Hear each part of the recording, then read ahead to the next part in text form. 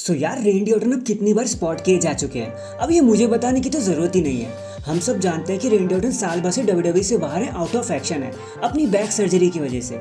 And वो training करते भी रहते हैं खुद को फिट करने के लिए।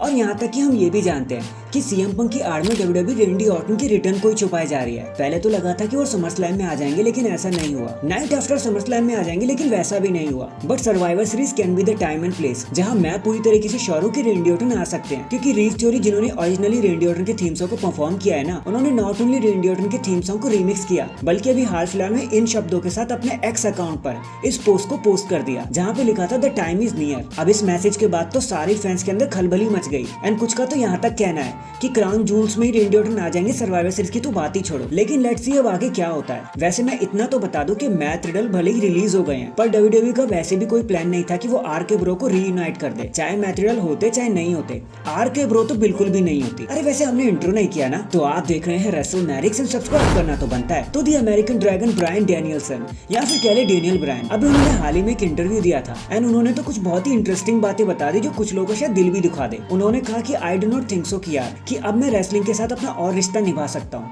एक फुल टाइम रेसलर बन सकता हूँ। आई थिंक हमारा वो कनेक्शन अब एंड हो चुका है। देखो यार, अभी जो मेरा करंट कॉन्ट्रैक्ट है ना AEW के साथ, जो अगले साल तक चलने वाला है, 2024 तक चलने वाला है, वो मेरी करियर का आखिरी कॉन्ट्रैक्ट होगा जो मैंने कभी साइन किया होगा। ऑब्वियसली हमेशा के लिए तो ये चीज नहीं हो रही, लेकिन एक फुल टाइम रेसलिंग में बिल्कुल भी नहीं करना चाहता, उस पिक्चर में बिल्कुल भी नहीं आना चाहता। देखो मेरी बेटी अभी 6 साल की हो चुकी है और वो बहुत जल्दी एक टीनेजर भी बन जाएगी।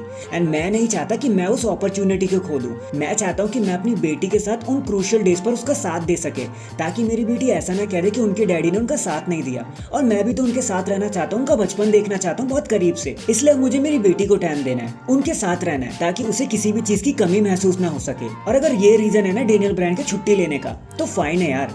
आप एक अच्छे रेसलर हो, एक अच्छे इंसान हो, और अब बेटर डैडी भी बनने जा रहे हो और इस रेस में हीरो ही बनकर आओगे, हम सबको पता है। All the best Daniel Bryan and for the family. इसके बाद मिकी जेम्स, जो निक एल्डिस की बेटर हाफ है, उन्होंने एक स्टेटमेंट देते हुए एक बात कह दी कि यार मैं बहुत खुश हूँ निक के लिए कि वो फाइनली डब्ल्यूडब्ल्यूई में आ चुके हैं। देखो बहुत सी अपॉर्चुनिटीज आई और बहुत सी अपॉर्चुनिटीज चली गई।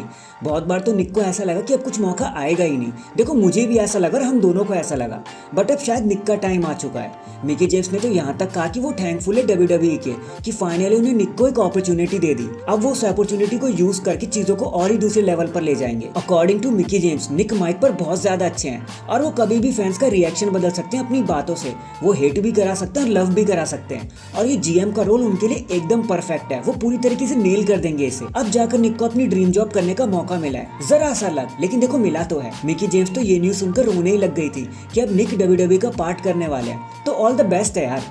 देखो मानना पड़ेगा, डब्ल्यूडब्ल्यूई एक मेगा कंपनी है, भले ही चाहे कुछ भी काम मिल जाए, चाहे दरबान ही बनना हो, लेकिन फिर भी लोगों का ड्रीम होता है डब्ल्यूडब्ल्यूई में काम करना।